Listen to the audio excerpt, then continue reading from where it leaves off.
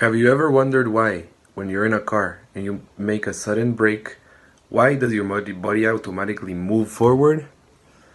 Or have you ever wondered why, when there's a crash, the capot of the car always ends up all shredded? In this video we'll try to explain some basic physics concepts and how they apply to road safety, so you can be more careful when you're driving and understand why things happen.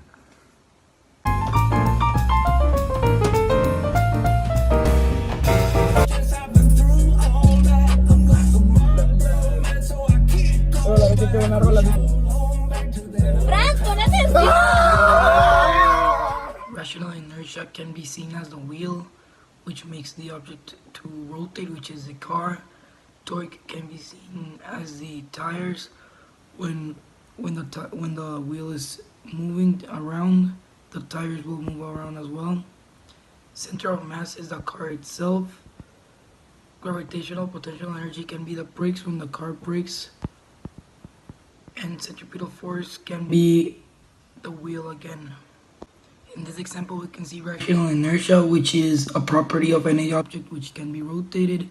Also, we can see torque, that is a measure of force that can cause an object to rotate about an axis. We can also see center of mass, which is a position defined related to an object or system of objects. And finally, we can see gravitational potential energy, which it represents the potential an object has to do work. And finally, centripetal force. The centripetal force is the net force that acts on an object to keep it moving along the circular path.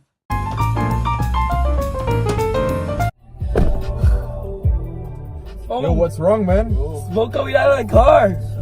We need to get out. We need to get out, Let's everybody, go, get let's out. go, let's go, let's I'm go, calling the let's go, mechanic. Let's go, let's go. Thermal energy refers to the energy contained within a system that is responsible for its temperature. In this video you can see thermal energy, because the engine got really hot because of the heat that was trapped inside, and this caused the temperature to get really high. We had to get out of the car to wait while the engine chilled and see if there was another problem. Conservation of energy refers to something which doesn't change. This means that the variable in an equation which represents a conserved quantity is constant over time. You can see conservation of energy because since there was heat trapped inside the engine, the temperature would not change unless you turned off the car. We had to turn off the car and get off while we waited for the temperature to get back up. These are some small scenarios that can make a big difference.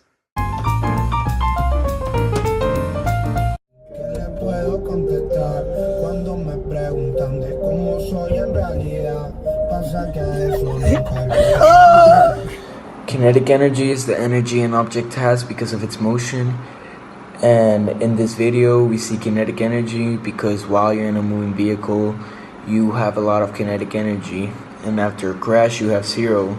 But the purpose of the seatbelt is to make the stop a little less quick, and it also helps absorb the kinetic energy.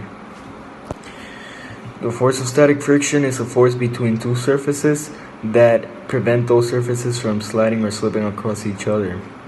In this video we see friction because to make any type of turn you need friction, and as soon as you make that turn, static friction grips the front tires and it prevents the vehicle from skidding or sliding out along the straight path, and it also ensures that the car actually takes a turn.